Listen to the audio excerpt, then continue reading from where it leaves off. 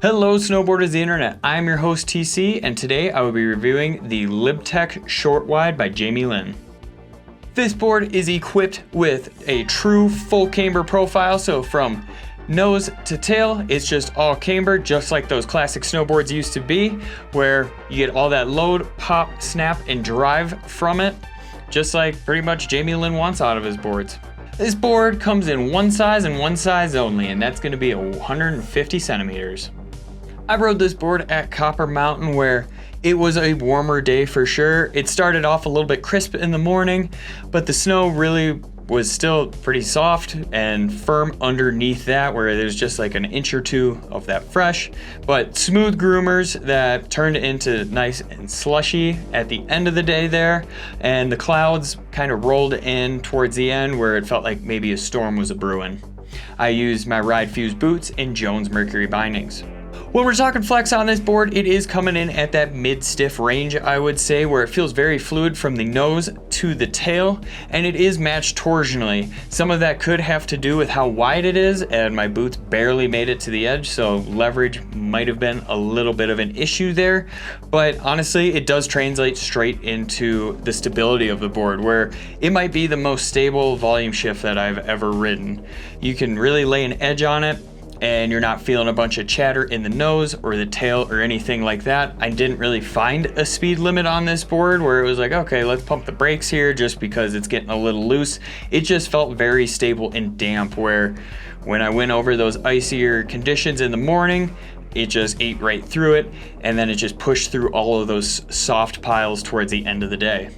For it being a volume shift board, it doesn't really pop like it is a volume shift. Normally on those boards, you pretty much just have what your back foot can do. This one, you can load up that tail and really pop this thing. It felt really stable on takeoff, where being flat based on it is no problem. And on the landings, even in that slushier snow, where some boards, if you land a little heel heavy or toe heavy, they just want to sink. This thing felt very stable, where it just wanted to just land flat really, instead of kind of deviating on you or getting a little squirrely.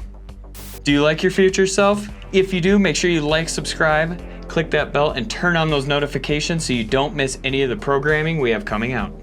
This board isn't going to be the greatest at buttering, but it's also not going to be the worst thing out there like a plank is, where when I was buttering on it, I definitely popped into it and held it right where that metal edge is on the board and where it pretty much stops. If you go any further past that, it feels a little washy and kind of wants to go side to side on you.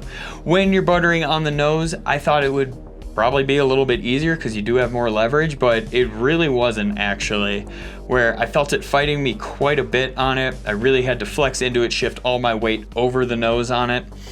But overall, I mean, it's not really made to butter and be that playful thing just because it is that full camber, that old school camber. Short, quick carves on this board, they're gonna take a little bit longer. Since it is so wide, it feels a little bit sluggish on those turns.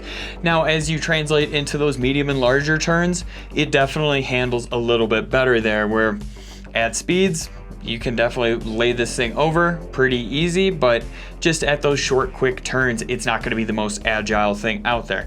Now, when you are up to extremely fast speeds on those larger carves, just be aware your effective edge is shorter, so it might feel a little bit looser. You're not gonna feel like flapping or anything like that, but that edge just might feel a little bit slippy on it. You can Euro carve this thing with no problem. Like, my toes didn't even touch the snow, didn't even get anywhere near the snow on it just because how wide it is. So just lean that thing over, take it with speed, and you'll be able to Euro carve with no problem. Rider in mind.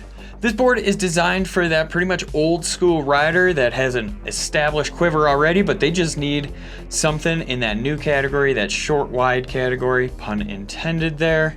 I know that was bad. But they pretty much just want it to be just like a classic snowboard, just shrunken down for them for those low angle pow days or those spring slushy days that they just want to whip it around on. Why don't you support us further by heading on over to Angry Snowboarder VIP? Sure, I could explain it here, but we made a great video over there that just explains it all in depth. I like this board. I mean, I'm not a huge fan of volume shift boards anymore. I feel like the market is just oversaturated with them. But this one's just a little bit different, where they're like, we're not gonna sugarcoat it, we're just gonna make it full camber, which was awesome actually. It felt a little bit more stable than really any other volume shifts I've ridden. Is it going to be a daily driver for me? No, but I definitely understand the customer who it's for, and it's a well-built board that if you're looking for a volume shift, this would definitely be a highly recommended board by me. Comparable boards: the Ride Superpig, the K2 Excavator, and the Salomon Dancehaul Pro. Recommended bindings: the Bent Metal Transfer, the Jones Mercury, and the Union Force. This has been our review for the LibTech Short Wide. Does this sound like the board for you? If it's not, maybe go check out our library of other board reviews and you can find the right one for you.